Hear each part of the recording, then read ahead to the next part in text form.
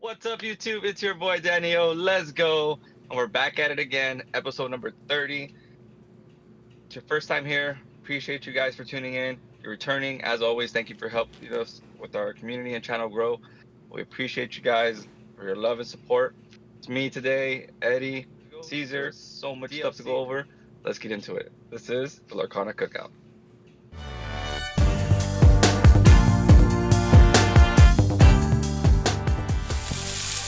So, let, let's talk about the elephant in the room. Danny is no longer cosplaying as Yensid. So, that's a good one. We're just as shocked as you guys right now when we jumped on the call. So, uh, but not only that, he said, no more Yensid. And he said, I'm out of the woodworks, guys. He said, no more best of two. We're back. He said, no more best of two DLCs. We're back into Lorcana. So let's just jump straight into it. We just finished watching Worlds, right, not too long ago. And we got a bunch of news, a bunch of stuff to go over. So let's talk about it. So we'll talk about all the upcoming DLC news first. And then we'll talk a little bit about Worlds and how it went and all that, right? So main information we got, right, is they're changing up the format. So no more 2-game format. A lot of people hated it. That's including Danny, Hector, my boy Dre. He got Split City all the time. Mike, a bunch of people from the West Coast hated it. I was like, whatever about it. Not it's whatever. But we'll see. This sounds a lot better, to be honest. So starting off, the first DLC that's gonna come out is gonna be Day 1 Swiss, 8 rounds of Swiss, best of 3. I did see these are gonna be 60-minute rounds. And then after that, Day 2 will be 4 more rounds of Swiss. It doesn't mention here of any cut. I don't know. I mean, I'm sure some people will drop, so that'll be kind of a cut. But on Day 2, it will be 4 more rounds of Swiss of best of 3, and then they'll cut to top 32 after that. Top 32 single elimination, obviously, best of 3 again. And then grand finals, best of 5. So I guess they're gonna make every finals of every DLC a best of 5 thing. So that's pretty cool. So yeah, guys, what do you guys think about this? I'll say So, I'll go, or you go ahead, Danny. uh, so start off with the good, right? Best of 3. We are back. I personally, just me, I don't know how all you guys feel. I did not like best of 2. I did not like splitting every single round. 9 rounds is not fun splitting, especially when you play the same deck 9 times in a row and it's your worst matchup, but you're splitting with it. But I am so glad we're going to a best of 3 format. I had a feeling we were. The community spoke. They listened. That's one thing I do commend for Ravensburger. Thank you for listening to the community. It shows the community that you guys obviously are listening and you want to help us out and want the game to be enjoyable from all players. Another win I think on their side is the best of 5 in the finals. I think best of 5 in the finals is great. It's something that's awesome. I see it in a lot other TCGs, and it gives that extra step, right? Like, yeah, another finals, a best of 3 is kind of all right. We just played best of 3 this whole time, but getting that extra win, it just seems so much more satisfying and showing like, okay, this guy really beat me. Hey, what if they did finals triple deck format? Imagine. I honestly I come from her. I come from Magic, Yu-Gi-Oh, but like I really deep dived into Hearthstone for a cool minute, and I like the 3-game format. I like in tournaments having 3 decks, 1 bannable. I like what they did at Worlds. That well, besides that sealed thing, I don't know what they were thinking. Whoever thought about super sealed, that guy should be fired. But aside from that, I love the 3-deck format, all 6 colors, because it just brings so much different type of decks to that format, and you could be just how we saw. I was DKP, right? 2 aggro decks and 1 control deck, or you can run random color comps, and it's always different, and it's gonna be exciting. And that was the one thing I liked about it. But that super seal thing, yeah, we got to get that out of here. Um, but yeah, I think I like it, dude. I like what's going on. I like 12 rounds. It's 12 rounds, right? Yeah, 12 Right? rounds. Yeah, I like the 12. Dude, yeah, you're gonna need 2 days for sure. So it's top 32. It's no longer top 64, Yeah, right? no, it's now top 32, and all top 32 will get an invite to Continentals. So So that's awesome. once you make the cut, Yeah. you get an invite. Yeah. See, that's awesome because That's huge. yeah, that's huge. So I Ravensburger is moving in the right direction, and I'm glad that's what they're doing. I'm glad, like I said, they're listening to us. They're taking the community's feedback. Let's just see how much more they're able to go and get rid of that super seal thing. I'll say yeah, I'm pretty excited for the change to best of three. Best of two was very interesting, right? Like I don't think any other like competitive format has done a best of two. And after experiencing that multiple times, definitely had its pros and its cons. I'll say the biggest pro was it was very beginner friendly. If you're new to like competitive card games, it was very friendly to like that crowd. It wasn't so contingent on the die roll, which I think was definitely a sign of just the limited card pool that the game initially launched with, which is a fair thing. But now that they're transitioning to best of three, I think you know it's a reflection of the game is evolving, advancing. We're seeing a lot more ways to like play the game and build different varieties of decks in the game. So it's gonna open up. I think the game is definitely heading in the right direction, and the best of three is kind of like a natural evolution, especially in the competitive scene, which I think best of three has always been like the standard for like official competitive play for most card games. And I'm excited. It's gonna be way more, I think, competitive. It's definitely a nod in the competitive crowd, direction. And I think a lot of people who want to compete, they're gonna be happy with the best of three. Yeah, the die roll matters, but we're expecting that maybe going first doesn't matter as much, right? And if it does, then it's something to consider. I'll be interested to see if they keep changing some things. Like, who knows? I'm always dreaming of a potential sideboard being introduced to the game. That would be a huge new dynamic. But as far as best of three and DLCs, I'm pretty excited for it. And they cut the top 32. I was just talking to some friends about that this week. How we just needed more players to compete. Like I hope they still do like LCQs for those who don't make top 32, especially since we're only getting 3 DLCs. But we'll talk more about that later. But more slots, more competition. Um, yeah, I definitely agree. I think the game's moving in the right direction for the competitive scene. Yeah. Yeah. So basically what you just said. Only 3 DLCs, which we'll dive into that. More than likely, right now I'll change the screen, but the reason why they're doing top 32 invite is so we can get the same 96, almost 128 player Continentals. Because we're having less DLCs, so less top 16s to give out the Continentals invite. So they're doing top 32 instead. So it's gonna end up being like the same size Continental. It's gonna end up being like the same size again. So it's only gonna be like 120 something players. But let's bring that page up. We finally got DLC dates. Let me bring it up. So for North America, there's already a big uproar about this, but let's just go through. Challenge number 1. It's gonna be in Milwaukee. Damn. There's a page. I don't have this up though. It's on the DLC because on this one it doesn't show because there is a couple different places called Richmond. Let me pull it up on my phone real quick. It's all on the east side. Yeah, that's all basically. Virginia. All right. East, yeah. So it's gonna be Milwaukee, Wisconsin, in October 25th through the 26th. So that one's 4 months, 3 months away, kind of, because we're about to jump into July. So pretty exciting. Which, if you guys saw our previous podcast, it's kind of what we predicted, right?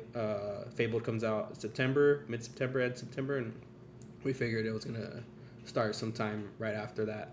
So it gives us probably like, I don't remember the release date for Fable, but it gives us probably like a month with the set being out before we get our first DLC with rotation / new set. Right after that, we got, well, not right after, it's this schedule's super weird, guys. 2 months later, we get which cool. We don't want it during November, December, or during the holidays. Makes sense. But challenge number 2, we got Richmond, VA. Is that Virginia? What's VA? I'm terrible with this. Yeah, Virginia. Virginia, January 9th through 11th. Wait, Virginia. And then 5 months later, crazy. We got Indianapolis in IN. What's that? Indianapolis, Illinois. Indianapolis, Illinois, and June 19th to the 21st. And then the Continentals, which I'm pretty sure that's what championship is August 28th through the 30th. Crazy. I mean, I saw this. You look at the map. Let me get this meme up that Eddie shared real quick. Let me pull this up real quick. Yeah, I did not make this, but it's going around. Yeah, it's going around.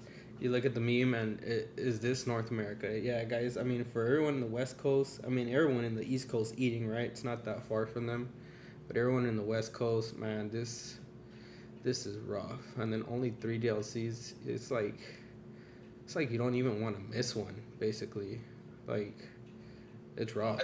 I think what makes it even much worse is that if we're going through Eventbrite again, Eventbrite was the worst thing ever to purchase a ticket. So how many did we have this last season? 7? It was 7, right? Or 6? We had 6. Yeah, I think we had 6. Yeah, so 6. we had 6, and it was so difficult for people to get tickets just for those 6. Imagine now only having 3, and then trying to get tickets to those events. Oh my goodness! Now, if they increase the cap, where it's hugely increased, where it's like 5,000 or wherever they want to go. Crazy. But if they did, then okay, maybe it's a lot better. But only having 3 and using Eventbrite, it's gonna feel so horrible trying to get a ticket. It's gonna be that it's right there on the screen. I'm gonna have 3 phones, my tablet, my laptop going to try to get a ticket, and oh man, that's gonna feel so bad. Don't get me wrong. Even with the cap increase, let's say it is 3 to 4K, which is what I would imagine it to be. Dude, you only get 3 shots to try to make it to Continentals, and then if you with that, then you for sure you're more than likely not going to Worlds. So it's rough. They did the same amount of DLCs, 16, but which is cool for other places. But I feel like most games do what? Most games have a majority of the qualifiers in North America, Europe, and then I think China's the next biggest one. So they should have had like 6 DLCs again for USA or NA. They should have had like another 4 or 5 for EU, and then another 4 or 5 for like China / Japan and over there, and then like 1 for Brazil and 1 for Australia. Like, I feel like that would have been fine. But the fact that North America only got 3, that's so crazy. Yeah, it's like I heard someone say it's like we got as much as Japan, and we're literally like 5, maybe 10 times. Yeah. The So size of Japan. if you look at this screen right here, we're kind of jumping around a lot already. But if we look at this screen right here, Like we're going abroad, right? Yeah. We're going on vacation. That's what that means. We gotta go worldwide. Yeah. Basically, like if we Worldwide. do the top 3 or we do the 3 in US and we whiff, like you have no choice but to try to travel to at least one and try to make it. But if you look at this, right, World's invites, we get 11 total invites from North America and Europe. This is combined. And then we get another 5, 7, 12 from Asia. That's crazy. So Asia gets 12. Just Asia alone gets 12, and North America and Europe combined get a total of 11. That's crazy. 1 total invite for Australia, and then 3 invites for Brazil. Yeah, you can really tell they're trying to push, right? They're trying to push this game to be, recognized worldwide now, right? We were like the beta, NA and EU, and now they're in the official launch. They're okay. Asia's known for its like TCG still, and I guess they're really pushing that, and I like that they're expanding it to like South America, Brazil, like getting something. Didn't expect that, so that is actually is pretty cool. And Australia also has their own thing too, and I even heard there's like something in New Zealand going on now too. So they're definitely reaching out to I think the whole world. The problem is they're not expanding. Like what's so hard about making Nats like more than 120 players? So like we can't do that, right? We just gotta maintain the same cap and have less opportunities in like the more crowded, you know, areas like NA and EU, where that already has the established community, you know, built. Like we're like, literally carrying the game. NA and EU, we're literally carrying the game, and we're getting. I feel like we're getting cut Yeah, with the amount of we got chances. cut. Yeah, it's crazy. We had 6 and now we have 3. Yeah, I did so the it's math right now of all great. these invites. Man, this is gonna be a weird number, but I did the math right now. Unless wherever this, I mean, this came from them, but this is a total of 27 players. Like now that we have everyone caught up, why is it not 32? Maybe that leaves room for something else, right? Like some other LCQ type things, or maybe they do introduce something more regional, which I know some people have been talking about or hoping for, because we have these main DLCs. These are like, you know, the main official like event, usually for each set, right? These all line up with each set release. There's like 3 sets at least, and then the competition for them. I The feel like one we're gonna the skip gap a though, set for the last one, bro. It's a exactly, six and month span. yeah, I think they might skip a set, which means there has to be something going on. Like they can't just skip a set, right? I don't know what they're planning. Which I guess, I mean, maybe given the benefit of the doubt that they're gonna fill that gap with something, maybe there is hope for something else to be added. I do hope so, honestly, because I think the community. I mean, they've been really good about listening to community, and you know, we're seeing them make good moves as far as format.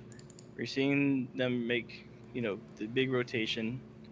They're evolving the prize wall. They're evolving like what we're playing for. You know, they're keeping what we want, which is golden Mickeys, and I didn't they're. want that.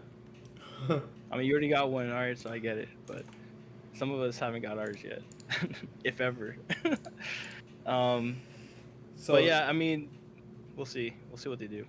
so if you look at here, there's the gap is a little bit like what's it called, taken away because we got October right in NA, and then EU, and then we have March though. So we have one in January for NA, and then we got one in March for EU. So that would be a good one to travel to, if anyone wants to travel to, because that will create Yeah. yeah. And then we got 2 in June, one in NA and one in EU, and then we still don't have the dates for Asia's. We don't have the dates for Asia, Brazil, and or Brazil or Australia, because I think they just put like to be announced. I really want. But Why also, go down to Continental's a 3? year away. That's crazy, bro. Yeah, like another full year. But still, why go down to 3? Make it top 32, which will go to um imitate what second round. But why not stay 6? Do the top 16 again. I don't like. As we said, they're doing good things. They're listening to the community, but then they take 5 steps backwards, and then they go 10 steps. I mean, my bad. 5 steps forward, and then they go 10 steps backwards. Yeah. Man, 3 just feels I so feel like they hit the rough. nail Like, on the coffin with everything besides this. Like yeah, like they messed the I'm schedule just up. I'm just thinking, bro. Like I'm working at Ravensburger. We're going into the meeting. We're like, all right, boom. We're hitting them with this. They're gonna love this. They're gonna love this. They're gonna love this. And then whoever comes up with this idea, when they put it on the whiteboard, they're like, yeah, but we're only gonna have 3 DLCs. What do you guys think? And everyone's like, yeah, that's gonna be great. Like what? What? Who approves that? I think what happened was they went, we're gonna have 16 DLCs total, and they started assigning them, and they're like, damn, we're gonna have to take away some from North America and Europe to give some other ones. Because let's be honest, because I think I don't have them right here, but I think Asia region also got like 3 of them, right? So which are the 3 biggest regions, right? North America, EU, and China or Asia. So I don't know, man. It's just, I mean, cool. You know, now it's gonna be an actual Worlds because we have a lot more from more different places. So the next World's gonna be an actual Worlds, but It's just crazy to me how Asia gets 12 invites and North America and Europe combined get 11. That's crazy. It is crazy. I mean, I've never like been, I guess, encouraged to learn so many different languages. Now that we're gonna have to travel all Bro, over the there's no world way I can travel to these. to play Like this I game. was looking forward to doing like at least 5. Like I was gonna do a majority. If we stayed at 6, I was gonna do a majority of the North America DLCs. But now I can only do 3, and now I have to like force it, and they're far. So I'm gonna spend a lot of money going to the 3 that I'm gonna go to.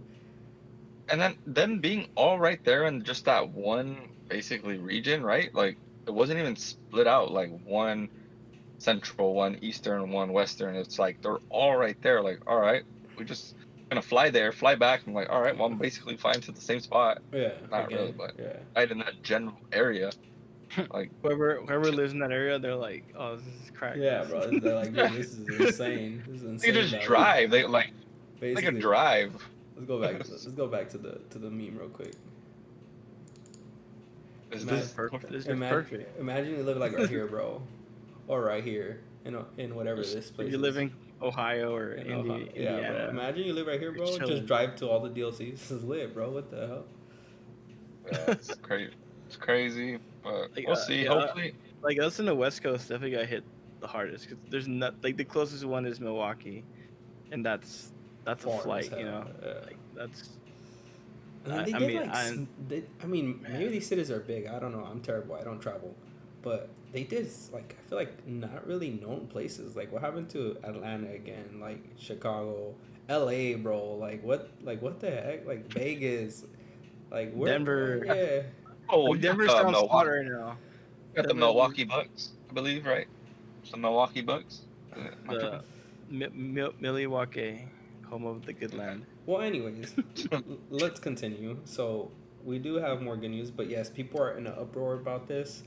Honestly, I'm usually one that says people relax, but no, let's complain about this. We need some more DLCs. This is crazy, bro. We need Yeah, some more. And I'm we not do. just talking about North America, bro. Give Europe 2 more, bro. Give us 2 more. Let's get them both These 5 two. and 5. Yeah, let's go 5 and 5. Yeah, And give it's Asia, like they give think we Asia can all another 2 fly more, everywhere. bro. Like, I think Brazil and Australia got 1, I think, but I think Brazil got too much, bro. I think they also should have just gotten 1. Like, I don't know. That's just me. But let's move forward with some of the prizes. So this is some of the new cards. So we got the participation, which is fire. I don't know. Maybe Pegasus will be a little bit better. Pascal was cracked in set 1. We're basically going back to set 1 again, right? We're gonna have a new rotation. A lot of things are coming out. He might be good, like in an aggro, like aggro We list. still or don't something. know what's gonna be. Yeah, what's what's coming gonna back, be yeah. Well, Yeah, that's a and- reprint. That Pegasus. Yeah, that is a Pegasus is gonna be. Yeah, a that's reprint, so. Yeah. Hopefully, there's some banger cards that they reprint that they say, hey, this is gonna be a staple for 100% of the time. Like in Hearthstone, they have that staple cards that will always stay in the set, just because they're that card that colors it makes that color with these cards, and so hopefully they keep some of those. But I think that once they release, hey, these are gonna be reprinted, that's gonna change everything, because then everyone's gonna be able to like, all right, at least this card's getting reprinted, so we're still in it. At least this is a character, right? Like no matter what, if you're gonna play like an aggro like kind of list, you can play Pegasus versus our Dragonfire before. Like that stopped being playable after set 1, basically, and high 5-drop uninkable. Like yeah, it was like way too expensive. This like no matter what, if you're in green, imagine green with any other like you're trying to go aggro strategy, like you're more than likely gonna play Pegasus, right? On 1/1 evasive, like it's hard to deal with if they're not running evasives or anything like that. So, and I think it's beautiful. I like the card a lot. The card art a lot. It's nice. Oh, it looks sick. They all look dope. That's all I was like, Really oh, fun, yeah. Yeah. Even pretty this, sick. that Simba is actually playable too in some like Amber Steel lists. Yeah. that's a buzz. Not playable. It's not playable. It might be after rotation. Maybe now, yeah.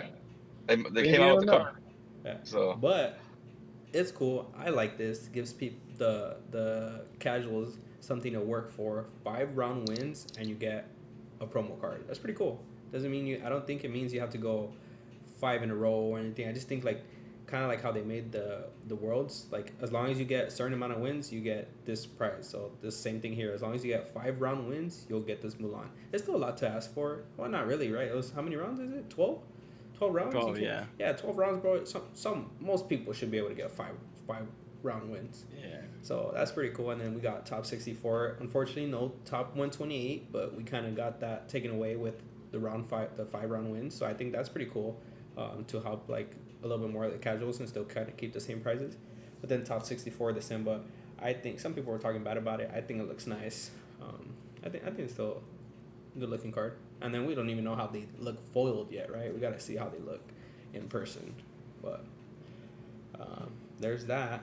And then on to more of the day 2 prizing. Let's go right here. So top 32 Elsa. Damn, this is a terrible picture. Sorry, guys. Top 32 Elsa Ice Maker foil. For top 16, the Elsa playmat. This is basically our Rapunzel's. And then top 8, Golden Mickey again. I was looking forward to something else golden, but I guess we'll keep it going. Top 4, foil uncommon uncut sheet. I don't know. I hear a lot of people like the uncut sheets, but why uncommon? Am I tripping? Like, am I tripping about this? Like, uncommon seems kind of lame. I don't know. Maybe they're all like Beyond the Horizon and and like the good ones, you know. The It's good like, one, maybe. Well, we'll see. And then top 2, full foil. Now both instead of the final people, just the champion. Now both the champion and the runner-up now get a full foil set, including enchanted. And now we have epics. They should have included. What is the new rarity called? Iconic. They should have included iconic too. You get an iconic winning if you get the top 2. Who knows? Maybe that includes it too, and they messed up. And then first place gets a foil rare uncut sheet and the trophy, and obviously doesn't say it here, but the invite to Worlds. What do we think? I don't think the uncut sheets are needed, but the rest of the stuff's all right. But the uncut sheets, Yeah, I'm kind of iffy on the uncut sheets like, too, but like what am I gonna do with this? I'm gonna cut them up, and then sell them for a cut them up. Cut them up. It needs to be cut. But he gave me this pre-cooked card. What is this? I'm gonna cut them up, and then it's gonna be worth less, bro. Come on, what the? Right, like I guess I'm gonna post this on my wall in my background as a stream, but some of these uncut sheets might go for a lot, just depending how they. I heard about that. Like I watched this dude on Flesh and Blood. He says like some uncut sheets are like depending on what cards are there and what placement, like they go for a lot, bro. But I mean, these are like top 4. You might get screwed, and then the next top 4 DLC they might have a crack. Foil uncommon. That's what I'm saying. Uncommon. That's weird. Like maybe legendary. Like full legendary uncut sheet. That'd be crazy. But all right. But I like the Elsa art. This Elsa art is actually amazing. I would love to have this playmat. I heard that the artist Malia Ewert. We've met her a few events. She's the one who made the accomplished mystic bell. So she made this art. So shout out to her for this, like another amazing, piece of work that she contributed to this community. So looking forward to that. Hopefully I'll be lucky enough to have that art in some form. Bro, October DLC in Milwaukee, bro. I'm not looking forward to traveling. Sorry. Back at it, my bad. Anyways, moving on. The final bit of news we got. Infinity format, guys. They talked a little bit about it. Each challenge will feature a large Infinity constructed side event. I'm assuming like the regular side events that we're getting, like I think it was 500 and something players side events. It's a side event. It's not the main event. Yeah, wait. And then the third challenge will be an Infinity constructed main event. So the whole DLC will be Infinity constructed. And Infinity constructed will host a separate ban list. So they did confirm this here. There's a lot of confusion going around because they have said that Hiram and Fortisphere is already banned, but then right here it says Infinity Constructed will host a separate ban list. So we don't know if it's kind of like up in the air. Is Hiram and Fortisphere banned? Is it not? we'll have to wait till they fully Maybe confirm they're it, but maybe they're preparing us for Worlds this year, well, season 2, where at Worlds instead of super sealed because it's Giga, yeah, um, they're gonna do this where it's 3 rounds of Infinity or however many rounds of Infinity, and then the rest is regular Swiss with the 3 decks, just like how they did this season. The 3 deck would be Awesome. sick. But man, that was like, don't tease me, man. Don't. I'm barely getting over here on being away. Don't give me hope. Like, don't tell me it's back and then take it away and again. with Hiram, I know, right? That's what Yeah, I'm saying, bro. I know. Don't tease me, bro. Don't tease me. I want to play some Hiram again, bro. I miss him. I do. Oh man. But this is pretty cool. Yeah, I like this. It's really cool. I mean, it sucks that, you know, it would feel a lot less worse if we had 5 challenges and the third one was Infinity Constructed. Now that we only have 3 and then the last one is Infinity Constructed, it might rub some people the wrong way, you know, because Infinity Constructed is a lot more messy, a lot more crazy stuff going on, you know. If Hiram's back, you know, it's going to make some broken decks. So, I mean, right now the market hasn't really reflected this announcement. You know, right now all the prices are super low, like all time low. Like enchanted CCs are like below 80, right? You know, enchanted Diablos are like 110 or something. I have to order some right now. Like, yeah, as I'm saying, like Infinity format is not good dead, you know. And I mean, this is not a financial advice, but it's some enchanters are definitely below what I think. Wanna get some Sisus and Diablos? Now is the time. I mean, it's kind of wild. Oh, it's because it's still no. Yeah, so Tink is an example of what a staple enchanted looks like when it survives rotation. But that's because we expect Infinity to not matter. But if Infinity matters, you know, the market does not reflect that yet. That is crazy. That's what I'm saying. And Sisu's $74. Wild. Yeah. Might have to buy my enchanted Diablos. If you got a little bit extra cash, I promise you that's not getting reprinted. Might not regret it. Don't. I'm calling it Diablo. It's a Diablo or John. One of those two is getting reprinted. You're only gonna be able. I take that bet that neither gets reprinted. You're only gonna be able to play it in one DLC, bro. Don't buy them. Yeah, you're gonna play for one DLC. That's fair. The Bruno's finally dropped it's down up to to $45. That's crazy. Yeah, the market's wilder now, but I mean, I'm excited for any Infinity news. Right? They already announced that the non-foil world, you know, a whole new world promo is gonna be part of some Infinity event. So they're showing effort towards supporting that format. I can't believe they're not. Should be cool. Reprinting whole new world, bro. I mean, they haven't confirmed it, but like, bro. No, it's confirmed that they're not reprinting it. Oh yeah, it was confirmed that it's not being reprinted. That art is so beautiful. You're not even gonna be able to play with it. Like, that's crazy. You can in Infinity. Yeah, bro. It's one. One DLC. Wait for Illinois in June. Wait, just you wait. Just you wait. Wait, so then, are we even gonna go to the Infinity one, or if it's really fun? I'm going, bro. I mean, bro, if I don't have my Continental's invite yet, I'm going. You know what? I gotta go regardless. What if that's the one I win the whole thing, and then I get a World's invite? Like, because you get to play Hiram and you get to play Fortesphere. Yeah, bro. I'm bringing back Blue Steel. Blue Steel. Oh yeah, I finally get to play my Blue Steel deck. That'd be sick. All right, guys. So that's all the DLC news. Blue Steel with Beyond. Dang. There you go. Not bad. Nah, I'm playing Blue Steel Island, bro. I'm not playing that shit. Anyways, that's all the DLC news we got as of right now. The Asia dates are to be announced. Brazil dates are to be announced. I think they put it on screen. If you guys go back and watch the stream, I think it said like Q2, Q3, and then Australia, same thing. And then so let's talk about Worlds. How it went. Oh, sorry, I was gonna mention. There's a petition going around. I don't know how serious that thing is, but guys, cause an uproar. Let's see if we can get them to add 2 more DLCs for NA and hopefully like 2 more DLCs for EU.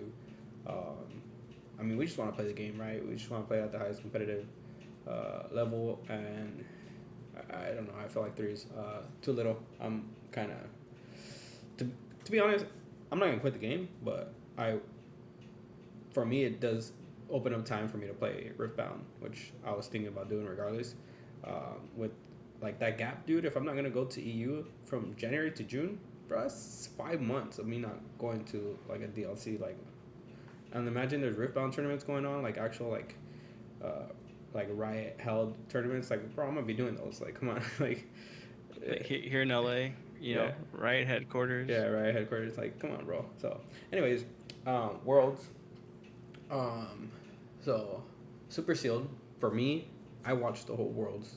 I missed probably like a little bit bits and pieces of some matches and stuff, but Super Sealed was boring, in my opinion. To me, these sets aren't built to be played in sealed. Maybe if they ever do that, I'll change my opinion on it. But like Zan round one, like I think it was game two, probably game one.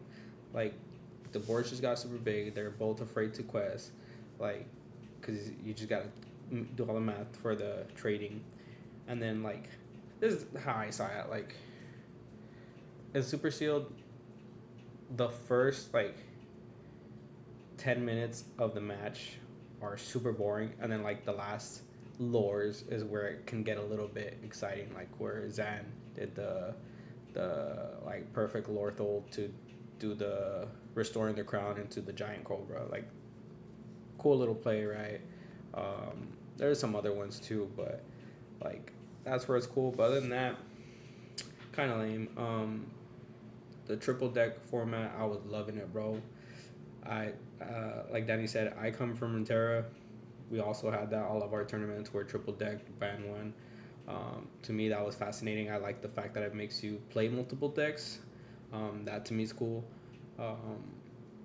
And then, yeah, just some people brought the spice, right? But talking about the Worlds, we gotta mention it. Shout out to DKP, Dean King Farm, being the first World Champion. That's cracked. Good job. Good job, DK. He earned it. Yeah, dude smoked me in Seattle. I played with him in Texas at his first DLC. We're in the same Airbnb testing, so that's pretty cool. But yeah, huge congrats to him. But yeah, but what do you guys think about? What do you guys think about the Worlds, the whole streaming and all that? Oh, one thing I did like, I want to mention real quick, is the day two. The fact that they streamed every single match, I actually like that. That was pretty cool. Even though one match was like 2 minutes, that one Ed match was it was crazy. But no. I mean, I guess I'll go real quick. I watched most of it. I went to the watch party at TCG. That was a really cool watch party that they did. Shout out to TCG. But afterwards, I wanted to rewatch some stuff I missed, so I stayed up pretty late, like Saturday night, to just rewatch most of like the sealed rounds and some of the the triple deck format. And what the I'm a Magic player. I'm a Hearthstone player. Like I used to do like some esports for Hearthstone. But it was really cool to see both like those formats being implemented. My only, I'll say, thing I disliked was how they put so much weight into sealed, because there were 7 rounds. Basically, if you lost 3 times, you're eliminated. So you had to win you had to win 2 of the 3 to like really have a chance to like maybe then go like 4-1 or 3-1, right? Like in the 3 deck. And which is still super insane to do. Like to make top 8 in that tournament is so impressive. Like there's a lot of amazing players that finished 4-3, like Sailor, Zan.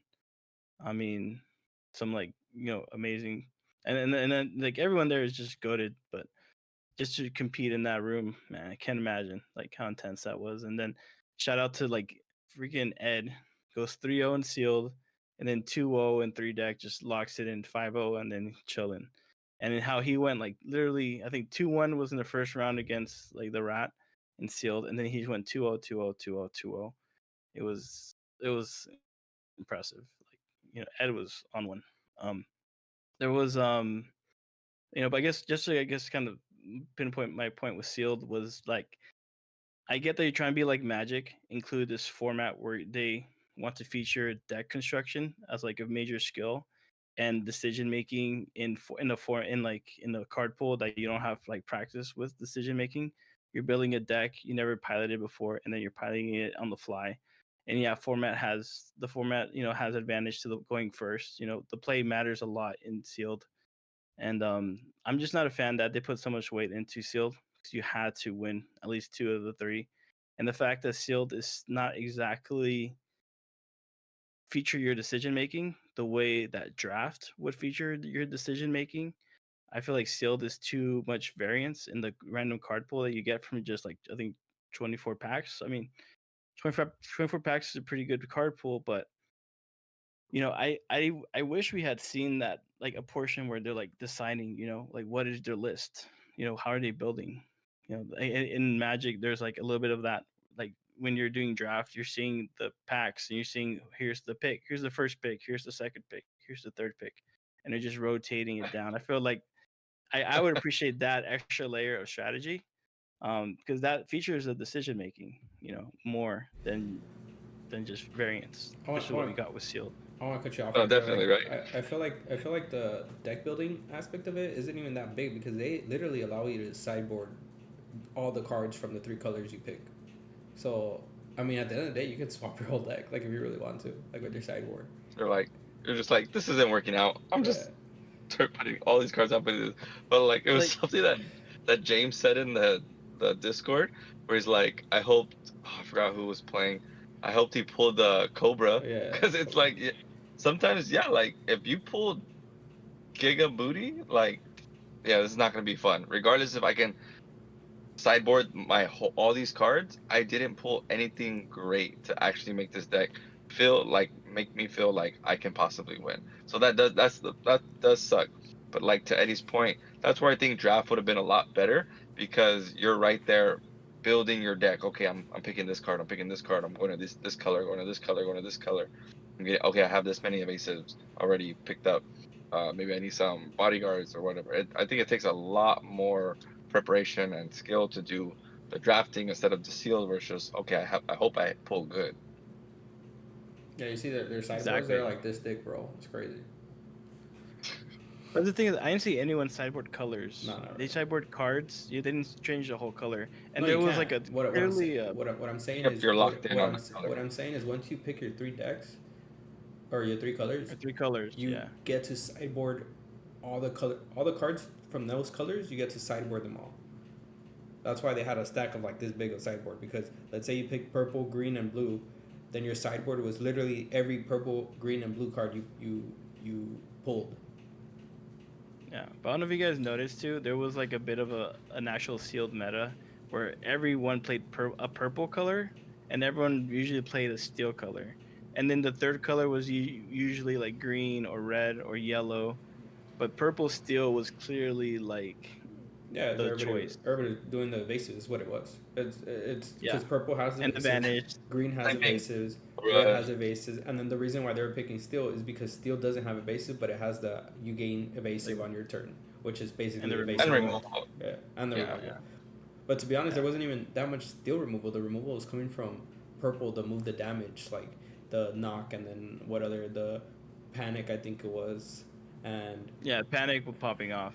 That 4-drop panic. Yeah. So. Yeah, I mean, I don't know. I feel like the deck building aspect, they already had it. They already had it there in the triple deck. Like, like they had to bring decks that. Because let's be honest, majority of these players that made it to, at least let's talk about the North American, and I guess we could kind of include DKP there because he participated in a lot of North American DLCs too. They all kind of focused on one deck. Like DKP was red blue, Sailor was red blue, Zan was majority known for green steel, Zach was majority known for purple steel. So the fact that they made them do this 3 deck, like I'm sure they played other decks, but now they had to hone their skills on those other decks too. Because if you notice, like Zach, he did triple deck and he still made sure he brought his purple steel. DKP, he did the triple deck, but he made sure he brought his Sharkless. The only one that didn't really do it was Edmund, that he's more known to playing red purple, but he kind of brought us, maybe not really, but he brought green purple, right, which isn't too far off. Like, I mean, it kind of is, but he's the only one that he's the only one that didn't really bring his deck that he was like known for. But I think also what played a big factor also in Worlds is that banning your choice of what deck you want to ban big. first. Yeah, it's big. That is huge. And knowing out of these 3 decks that I'm playing against with my opponent, which one do I need to ban first, and what do I think they're gonna ban, so I can come in and win. Yeah, I think that is a huge play, and that can make or break also your chances at Worlds, because you could just pick the wrong deck that you banned and you just got your worst matchup, and then you have to go into another worst matchup, or hopefully you pick the deck that beats your worst matchup. But that's a big decision maker. That's why I like that in Runeterra too. Like, there's so much already, like, mind games and just banning your deck, right? Because you're like, okay, my opponent's probably gonna ban this deck, so I'm gonna ban this deck. But if they don't ban that deck, then it messes up your whole ban, your, like, the one you banned too, right? Because you're banning one. Like, let's just say like this, like, they're gonna ban this deck, so my other 2 decks are good into these 2 decks. So let me ban the deck that's worse on the deck that I think I'm gonna have to play because they're gonna ban this one, and they don't ban that one. So then your ban sucked, because now you still left a bad matchup because you thought they were gonna ban this specific one, and you thought you're gonna be favored into 2 different ones. So it's kind of like a mind game too, of like thinking of what your opponent is gonna ban on your side too. It's like you can dive super deep into just like the banning aspect of the triple deck, but that's why I like it a lot. No. I thought it was also fascinating too. Like in Hearthstone, right? Like Danny was saying, we have this format conquest, right? The thing is, there's like a meta for that, right? There's we don't. It's not open deck list, which what they had in Lorcana. Like, they had open deck list. You can actually see the full deck list. Like in Hearthstone, you just see like they're kind of their heroes, and you can kind of decide. Okay, even like when you got close to the finals or something. Not in Hearthstone, no. Oh, okay. That's because in Runeterra was. But like just little things like that, where it's like you can kind of predict the meta. But since this was like a first time effort, there was no historical data. Like people tested at home and then took what they thought was the best strategy, and and trust me, like these people, they tested like night and day for weeks, in and out to to have the best chance. And at the end of the day, like another interesting factor was on the play versus on the draw. Like everyone brought like an aggro deck to have for that on the play. If they lose, like, okay, here's my aggro deck. It's like they're gonna at least get 1 win locked in with an aggro deck. And then the other interesting factor was, when you win, what is the second choice, right? Like it actually made a bigger difference in the final than the other games, because in the final there was no banning. You had to win with all 3. But like that extra factor of like, what do I play second and save for last? Like, really only came up in the final, but like that's a huge factor too, because then we're thinking in the final, what if like if DKP has 2 aggro lists, and then what if you save Amber Steel for last? Amber Steel counters aggro a lot more consistently. Like, what if like instead Ed had Amber Steel last and then Blue Red second? In the end, I probably agree with the decision Ed made, was to go Amber Steel second, because it just felt like kind of like a safer pick to lock in the win, at least to go up 2-1.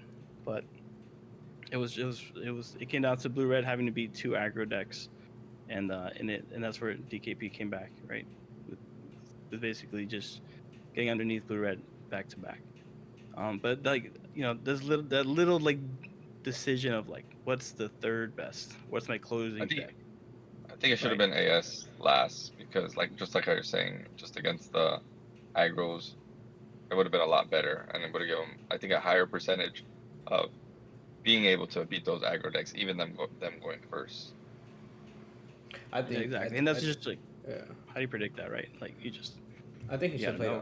I think he should have played RB first, right? Because if you look at his RB, like, they're all bad matchups basically. So like, you gotta win with that deck, even if like you take round 1 loss and then round 2 loss. Like, you have to keep playing the RB list, because you have to beat.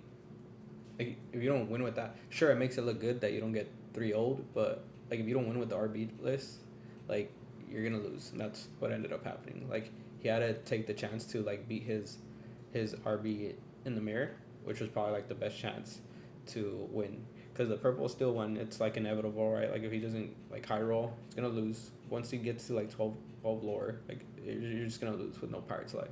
And that aggro deck, like you have to literally draw perfect. Like you need to hit pop bell into baby Sisu into big Sisu. Like you need to draw perfect for you to win that. So I feel like RB first probably would have been the call, or to like try to get a win with RB first. But I think the same like mistake was done with with the Bivens. I mean, don't get me wrong; these players are better than us, but you know, it's just like looking at it after the fact. Like, I wonder what they think. Like, I wonder if they're like, you know what, I did mess up. Maybe I should have done this. Like, I would like to hear where they think they like dropped the ball or whatever, or they feel like they could have done something different. It would be a lot better. And I think that also points to the fact that like DKP had, you know, his whole, you know, world class crew. You got, you know, Frank Karsten, you got, you know, Kurt Spice, like in your corner, you know, like helping devise the game plan. So you feel like you're a bit safer. And that's where I kind of maybe give a little bit of an edge to like your team, you know, the way it's built, you know, the high level support. Maybe that slightly just gave DKP like a bit of an edge against Ed's team. I don't know, you know, like who knows, right? And I feel like all those little variables, those factors, you know, make a difference in just feeling confident with your game plan. Because that's what DKP did. He went blue red first, and when he lost to blue red, he went blue red again. He was committed to winning at least the game one with blue red. You know, I can't even front, bro. He won a game where he did not see literally any more Maui Sharks. I'm like, bro, this dude knows how to play this deck like crazy. It's insane. Like, I don't know if you guys saw that game. I forgot who it was against, but he like literally played and he like did not see a single Maui Shark and he still won. I'm like, and it was against a mirror too. I'm like, dude, what the hell? Like, I just still win this. But it's the only color you play all season. I would hope you're locked in like that. That's crazy. Still, that's pretty incredible. But anyways, let's look at some lists. But we're only gonna pull up the spicy ones. We gotta bring up Ding Kang Fam's aggro list. This makes me want to throw up, to be honest. That's gross. But let's look at this. We got Merfolks, Daisies, Freds, Lilos, Pegasus. We got 8, 12, 16, 20 1-drops. All of them quest for 2, or well, Fred doesn't, but if he gets challenged, he gains 2 lore. Which, if you're banning steel, this is why I'm saying, like, I don't know how much I feel that the 6 colors need to be represented, because you build something like this and you ban steel, bro, this is getting 2 lore more than likely. Like you're gonna have to challenge this. Like, it's crazy. But and then, Olivia, he threw in the characters. Olivia Ward 2 quester with Jetsam, another 2 quester Ward with Hera, another 2 quester Ward character with Philip. Like, bro, this is dumb, bro. This makes me want to throw up. I know people are gonna run this. Like, this is. But so I get it, right? Like, if he picked this deck, he's not gonna ban steel because he's like, try to shoot my ward characters, do whatever he need to do. No, he's definitely banning steel with this, bro. What do you mean? Oh, why? You have ward. The wards are for Ruby. The wards are for Ruby. They're not for steel. It's for both. Are you for either one? You're gonna be fine. Bro, because steel's he's gonna get hard. Can't say that word. Hard wrecked by like, Merfolks are gonna get tapped. Freds are gonna get tapped. Lilos are gonna get tapped. Pegasus is gonna get tapped. Olivia's gonna get tapped. Piglet's gonna get tapped. Like, there's too many. I think it's to be fine. Bro, all his word characters are 3 costs. Like, bro. It's only bad part. I'm sure he was still banning steel, bro. Like, no, like what was nuts? Like this is what ended Bivens' run, right? Bivens on green blue items. He goes against, you know, DKP. He goes like Daisy on 1, Merfolk Daisy on 2. He goes like Piglet Daisy on 3, and then it was just like, it was too much. Like, it doesn't matter if you're the best player in the world. It's that's Lorcana for you, right? It's like, you just go against that hyper aggro.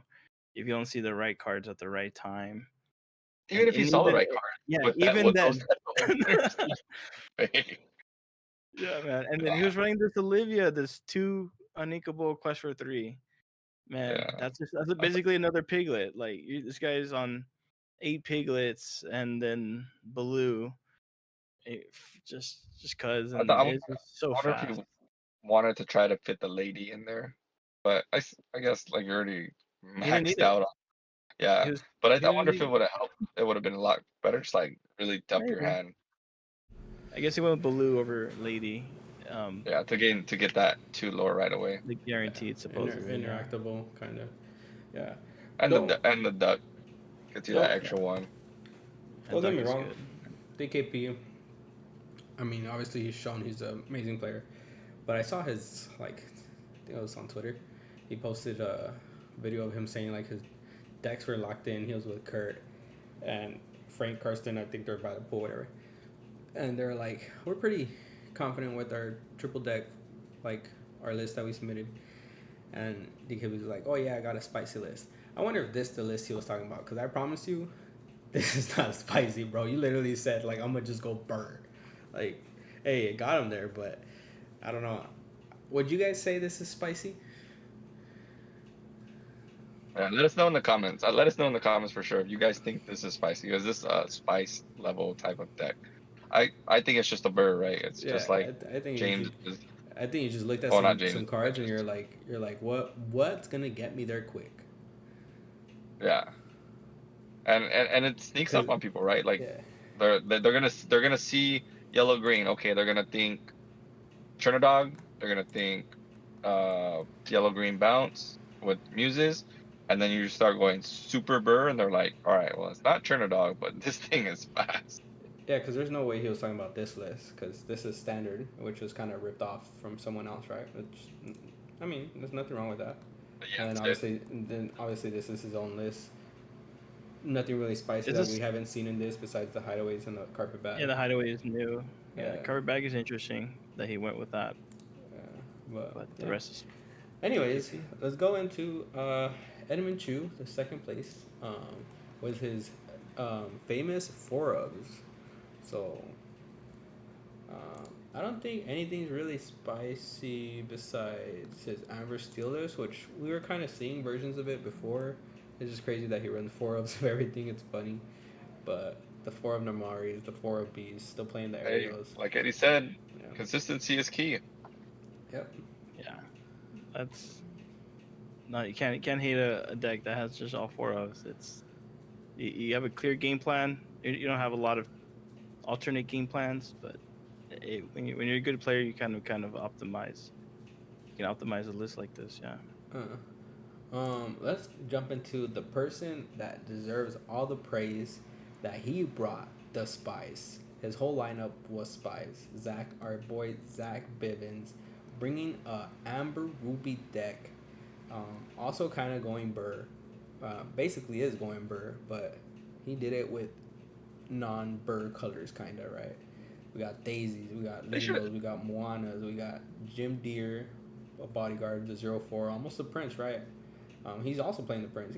He has a bunch of 2-drops actually. He has a LeFou, Lilo, Gothel, Piglet, Simba, Prince, and then Gloyd, Orange Boar. When you play this character, each opponent loses 1 lore and gain 1 lore. We got Lady, we got Sisu, we got Goof, and then we got that mini with the Rapunzel. What do you guys think about this list? I think they should have did like the Dundee Awards, and they should have did awards for like who brought the spiciest deck, who brought the most like normal standard deck, and it would have been funny just to give out those participation awards. But this is awesome. This is good to see. I bet he had fun. I bet like when he came up with these decks, he was like, at least I'm gonna have fun. This list is pretty solid. It's aggro, but it's got fight like that 1-drop Moana 3/2. That's a good trade, and you have that activated with Piglet because it's a captain. You have that you got a lot of lady synergy. Lady's like the star of this deck, and you have so many 2-drops that can abuse the lady. And then what's really cool, I think, is the LeFou with like Goofy package. not only that, like you quest on one, Yeah. or on two when you're going to cheat out lady, like that turn you quest with your one of your two questers. That's easy to like take out, like maybe your Lilo or maybe your Piglet, and then you play lady. You bring out LeFou, you restand your Piglet to protect it. That's pretty cracked. It really is, and I noticed when Bivens got paired up in the 3 deck, this was the one that got banned. I think like Yeah, it was the a aggro. few times. Yeah, but I think this was not just the aggro, but it was the aggro that people didn't prepare for, Well, if you and ban, that's a huge factor. Like if you don't expect this list, you don't necessarily have the game plan figured out, right? 100%. So But that's why this one got banned. let's say you're going against Bivens and you're assuming he's gonna ban your steel deck. Out of his two decks, which one are you gonna ban if you don't have steel? More than likely this one. Yeah, because you can't. This one's like you auto lose, right? You just Yeah. auto lose if your steel is banned. Yeah, and then his purple steel, it's like pretty standard, right? I mean, for him, only like 1P is weird. I 1P. think he did that in Continentals too, right? He played like 1 or 2. I think it was on 3, but Oh, I don't okay. think he would. I've never seen him on less than 3. Well, the Palace Guard is like the only new inclusion, but let's talk about the item deck. Now everybody's gonna say I'm playing Bivens list. Gotta love it. But yeah, we got Oswald. If you guys were watching he has 3 of these. Interesting. I mean, honestly, I did say I would want to bring it up to. I like it at 2. Yeah. I like it at 2. Yeah. This card comes up a lot, but playing the Sir Hiss, which I'm kind of like about. I do like the Luis. I was thinking about doing it. My only problem with like taking out, which what I included are like the alternate like what do you call them? Like alternate like your engines, which is why I like the Queen, because if your Oswald dies early, like you have no other Yeah, you engine, need right? something else to look for items. Yeah. You need something else to So- try to get your engine going. So, I mean, I like the Luis. I was thinking about him too, but then you gotta cut some of your engine. The only one I'm not a fan of for sure. You is don't need Sir the hit. Hiss. I don't think you need the hit. Yeah, I don't think you need the hiss, especially if he's on 3 of those things that give someone evasive. I don't think you need the 3 hiss. I like this. I was thinking about Yeah. going down on the baby Tomatos too, but I think the baby Thomas was good, especially since he's on 2 dimes, right? yeah. Yeah, 2 dime. Yeah. 2 So big. like on your list, Caesar, you're on 1 dime, but the baby Tomatoas bring back the dime because dude, there's so many games where where the dime went to the discard. I'm like, oh, this is over. I'm gonna have to try to win, How did it and then go I to draw discard? to a baby Tomato. I got discarded. Oh. But I you think could I bring could. that back with your big Tomato or your baby Tomato. Yeah, that's why. So I'm like, all right. So I see why you run 1 because I'm just gonna bring it back. So I'm cool with it. But that's why I'm like, I wonder why he's at 2 when he has the baby Tomatoes and the big Tomatoes. But It's because in that's this like deck you don't extra really space. use the Tomato to cheat out the dime. Like you kind of just play them both at the same time. And then he's playing 2, so it's more likely that he hits a dime off of the Oswald. So. Yeah, Yeah. it's just like sometimes if you have 1 dime, you're gonna draw your whole deck before you end the game. With 2 dime, you just draw half your deck, right? Yeah. It just depends how fast you see it. I wouldn't mind going to 2 dime either. I just feel like you don't need it. Like you can just like Eddie said, draw your whole deck, and then you eventually like it's very unlikely that, and then it should never happen because the amount of times you're Scrooge and stuff, like even if it's the very last card of your deck, it won't be because then you Scrooge and you put like 3 cards at the bottom. If you do all 4 Scrooges, you end up putting 3, 6, 9, 12 cards at the bottom, so you won't deck out before you hit your dime. Like you always hit it even if you have 1. So it just sucks that you have to draw think under your the whole sea- decks of time, but Yeah. 4 under the sea is pretty good too. I've been as I've been playing, I've been like, I think I need 4 under the sea. I want to see it, especially with all the evasives being to attack, and like it would help a lot. And aggro matchups, if you can get to it and just seeing it, yeah, you're stacked. the main thing I just don't like about this list is the hiss. That's the main thing I don't like. Yeah. Yeah, it feels awkward. Like normally his is like a singer and like a singer deck, and he's not singing anything. He's just here to check Diablos, and I think that's it. Like Yeah. I get that's important, but yeah, it's like, but I mean, shout out to you and Hector's video. Honestly, like a lot of us locals and me me, Rob, and some of the guys at RSG, we were testing your list, and it was cool to see it being reflected in the world stage. Yeah, Like I like that. So it was pretty cool.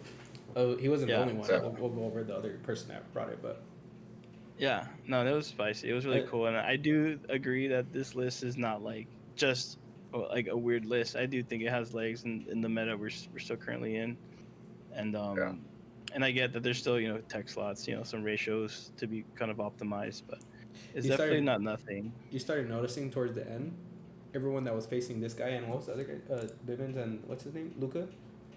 They started banning the green blue. They're like, dude, we gotta ban this deck because we're losing to this deck. They started banning the green blue deck instead. I thought that was funny, but it's funny how we were talking about it. Like worlds were like, dude, this deck might be a good deck to bring. And I was thinking more of Luca's lineup. We'll go into Luca, but I was thinking like, dude, I probably would bring green blue and then just not ban red blue at all and ban something else because you want to ban the steel deck, right? And I was thinking more of Luca's lineup. I was thinking about like you bring green blue, you bring red purple, and then you bring amber steel. I feel like that sounds pretty good to me. Yeah, Yeah. that's what I was thinking. In my head right now, I was thinking of like that. Those are the colors I would win, definitely. Because amber steel is awesome against every deck. You should be fine. And then the red purple, you're okay. I think that's the one where you're like, all right, I might lose with this deck, but you're gonna be fine. But this is Luca's green blue list. Almost the same thing. He's playing the hideaways. That's what I'm doing too.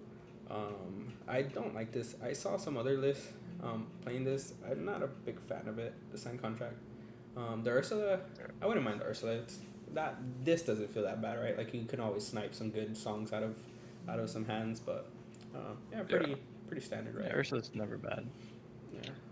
That's why, like, if the hisses were switched out for the Ursulas, I think I would like it a whole lot more. And then everything else on the Vivian's list and then your list, that's the only difference. I like the carpet bag in this list. Like I thought carpet bag is interesting, because you have so much recursion that can happen. I'm gonna try it on my list too. I'm gonna go down lower on the Johns just because like whiffing on Oswald feels so bad. So what do you gotta do to stop whiffing on Oswald?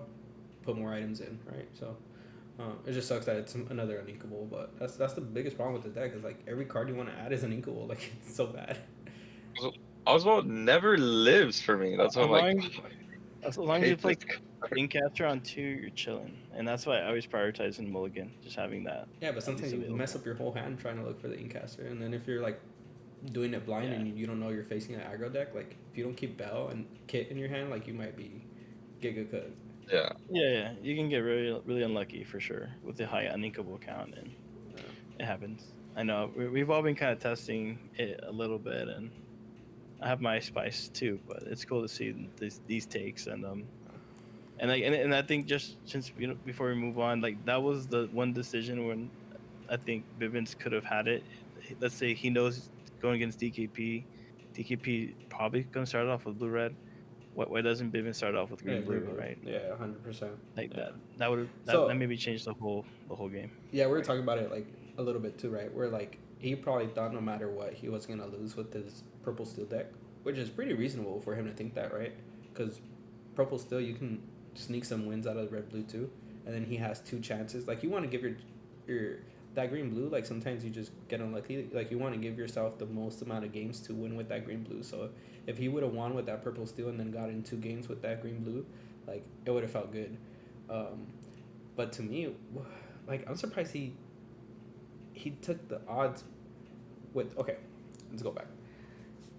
DKP was playing blue red, yellow green, and purple steel. I'm surprised he took the odds of banning purple steel over green purple. The scariest thing purple steel does is gain lore, right? But we have Radigan's Trap to keep reducing the lore, and it goes slower than the yellow green deck. So why would you not ban the green yellow deck? Like it's just faster. It's more scarier for the green blue deck. Like it just, I don't know. It didn't make sense to me why he didn't ban that yellow green deck. Am I tripping? No, that's a good point. Honestly, like that's true. Like if it comes down to having green blue versus purple steel, or green like brooms, or green blue versus that giga aggro, you gotta take the brooms. Like yeah, right? Bro, Like, that's what I'm saying. Maybe because then the Oswald doesn't live. That's what he was thinking because it'll get shot with fire the cannons. But like I don't know. I think that other list is way too fast. Like it's too fast. Yeah, I wonder what. Yeah, we're curious to say, and I don't know. Bivens is gonna lose sleep for a whole year thinking about that decision. Yeah, probably. But man, he's the man fought hard. Like Yeah. I think definitely was the people's champ. Like Bivens, 100%. Yeah. But this is what Luca played. Purple red, pretty standard. I like the list a lot, honestly. The shift line for the Ursula. The one of Hades. I like this Hades a lot. Just sucks that he's a 7 cost uninkable, but pretty cool. And then we'll just look at this guy's last list, and that's all for us looking at list. Which is his Amber Steel deck, which was his aggro deck, the Vinny. This is why I didn't like the all colors being represented, because it like kind of encourages every player to bring an aggro deck, and you guys know me, I hate aggro, so. But like, there's gonna be like, just like how we saw DKP, it's gonna be a different type of aggro, and I think if that's the one deck you like, okay, if I lose to the aggro, that's fine. I just gotta win the other two. And so I think that if you're preparing for that, like, okay, as long as they only come with one aggro, I should be okay, because then I'll be able to win with these other two decks. So, and maybe you don't have to go aggro. There could have been 3 control decks, but My problem with aggro decks is that they're pretty easy to counter, but sometimes they just have hands that they'll just get under you no matter what, and that's my biggest problem with it, right? Like if this deck goes triple daisy, Smee, triple daisy, and then like lady into a dock and then to a Vinny, like that's like not a lot of decks can get out of that, and it's just like imagine just losing your run because of that, like just getting high rolled with the it's kind of like the green steel thing, but green steel takes a little bit more like skill to pilot, versus just kind of pooping out your characters and then turning sideways. Like I don't know, like I could be wrong, but and that's not a jab at James, It's like, it's just it's a jab at every It's aggro how- player. yeah. Yeah. But anyways, that's about all that we got. We will, as far as for tournaments coming up, I backed out of it, but we do have that. Oh, I have a picture. I'll bring it up. We do have the PPG event in Texas next week. Would love to go, but due to personal reasons, I decided to cancel. this weekend, right? Yeah, this This weekend. Yeah, this weekend. I really wish it wasn't during 4th of July. Same. It was the week after. Like, it would have been so much better. I don't know what? Give it to them. Have fun, guys. Enjoy your 4th of July out there playing Disney Lorcana. But unfortunately, I'm going to be home with my family. Not unfortunately. Good for me. Yeah. I appreciate the good wishes, because I will be having fun going to play Lorcana out there in Dallas this weekend. I'm super stoked going with Red Saber Games, Rob, shout out Brad. Also shout out to, we had like a nice little IE crew. Was it with Dre from TCG? He's gonna go with us. Also Adam Tetlow from TDK, and I know Shane, also a great player here from SoCal. He's gonna go out there this weekend. So we're all testing, getting ready to hopefully represent the IE and hopefully bring something back. Blue green. Take some blue green. Yeah, it's then the thing is, this world's meta like totally may Shakes or may everything not up, matter, but it may matter a lot, it may may. matter nothing at all, and it's like this meta is already so wide. It's like, okay, so I was already expecting blue red items to be the popular blue red version, but how many DKP like clones are gonna be out there trying to Right. trying to win it all, right? We'll see. But yeah, I'm really excited for this event, and yeah, man, definitely appreciate any good wishes and any if you guys want to wish us good luck, appreciate all that. It's Yeah. we're gonna go out there and just play Lorcana. It's Yeah, in case anyone fun. would have wondered what I would have played, I honestly probably would have played my red blue hybrid list or green blue. Honestly, I probably would have thought about taking green blue. I would have probably Solid. I It's probably fine. would have tested it It's a like fine deck. I probably would have tested it like crazy a lot more to see how every matchup works out. But I would have been in consideration. I'm having fun with that list, and if you guys see me during set champs, I will give you a heads up. I'm probably gonna be playing that list because I'm gonna have some fun. Eddie. But yeah, so we got the PPG this upcoming weekend, and then other than that, we're gonna finish up the month strong with set champs straight into set 9 Fabled. Hopefully, we start getting some reveals on what's getting rotated out and what's getting rotated in, so we can see how big the meta is gonna shift. And then after that, in July, we have to buy our tickets and fight with Eventbrite. See if we get 2-0 by Eventbrite to get. And I think the way it sounded like they're gonna do all the tickets on sale that day, but I could be wrong. Maybe I heard it wrong, but you gotta buy your tickets and hopefully get into all 3 of them. And if you miss one of them, or if I miss one of them, I'm going to be so sad because there's only 3 That'd be in crazy. North You have America. to buy all. Hopefully not. But either way, like, dude, No. if you miss a ticket in North America, bro, I'm gonna be. Or if I miss a ticket in North America, I'm gonna be so sad, bro. I'm gonna be so salty. Because there's only 3 I bars, already, bro. Like, come on. I already had made plans to go to Europe at the end of October, just to visit family. So I'm already gonna. I know I'm for sure gonna miss the first one, and coming up at like literally the end of October. But I might try to. If I can work things out, I might be able to leave a little bit earlier and go at the beginning of October Watch and Eddie go to qualify Bologna, for, Italy. Watch Eddie qualify for EU Continentals. Damn, that's Yeah, good. that'd be sick. That'd be That'd be crazy. sick. So we'll see if that happens, but that's the move I'm considering now. But just because, man, these LTSCs are hard to come by. We gotta make some weird things happen, like just to have a chance. So we'll see. But that's all we got. Set champs. You guys already know I will be, unless they plan to do it at the same weekend, which I doubt it. They seem like they're coordinating, but I will more than likely be at TCG's. Which is there a date here already? There's a date on Phil's website, the 19th. I don't know how accurate that is. And then, do you have any news on CX, Eddie? We just have that huge 5K at the Anaheim Convention No, but Center. set champs. You don't. As far as set champs, I think that's gonna be the set champs for CX. It's gonna be that big one in July. Yeah, at least that's. I mean, there might be something in between, but I guess TBA. Like we'll let you know if there's any updates. Well, more than likely, I will be at Top Choice. Well, I'm gonna do my best to be at Top Choices at CX's, and then on the 12th, I think from what I'm looking here, I'm probably either gonna go to Carbordia or the Light. So I'll probably be at that on the 12th. So if you guys want to dodge some green blue, don't go to those. I guess if we're wrapping this up, we just saw the end of the first official season. It's kind of made me kind of be a little bit more reflective. Like you definitely want to give a shout out to all our loyal listeners who tune in every week to hear this craziness that we have to say. Talk about our journey, talk about our experience in this game and this community. Definitely, this community, I think, is the number one reason why we all really care about this game.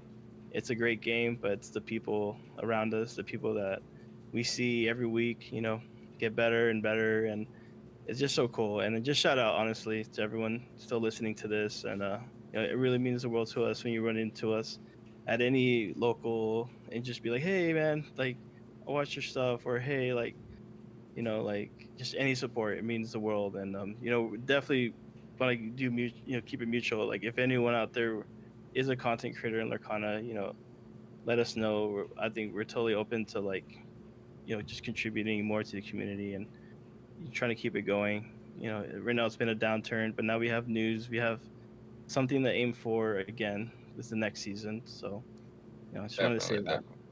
I do want to say something too. I don't think it gets thrown out there a lot or said enough, but I do want to give a huge shout out to Sailor. Heartbreaking. It sucks, but I don't know if it makes him feel any better, but there's 2 people I want to thank. I feel like their guides helped me improve a lot in the game, just like listening to the way they approach the game, and just like specifically Sailor for Red Blue, like the lines he takes and why he puts certain cards into the deck. But I don't really like look at the guides as much anymore. I'm in the Discord, but thanks to his guides, like I do feel like I improved as a player a lot. And then same thing with like Del Bolito when I bought his Emerald Steel guide to play for Seattle. I think it helped me out a lot, and just like reading through it just helped me in general for the game. So for the content creators that are doing the guides and stuff, I know some people don't like to pay for the MetaFi stuff. I haven't paid for coaching, but like I will buy the guides, and I think they're extremely helpful. And like the fact that some people take the time to do it for free and stuff, like it's a lot. So huge shout out to Sailor. I don't think he watches it, but to Sailor and Diabolito, they at least myself, I'm not ashamed to admit it. Like they helped me become a better player, 100%. So. Hey, 50-0, MetaFi, best of one. Yes, sir. Yeah. Shout out to Zan. I saw him on the stream day 2.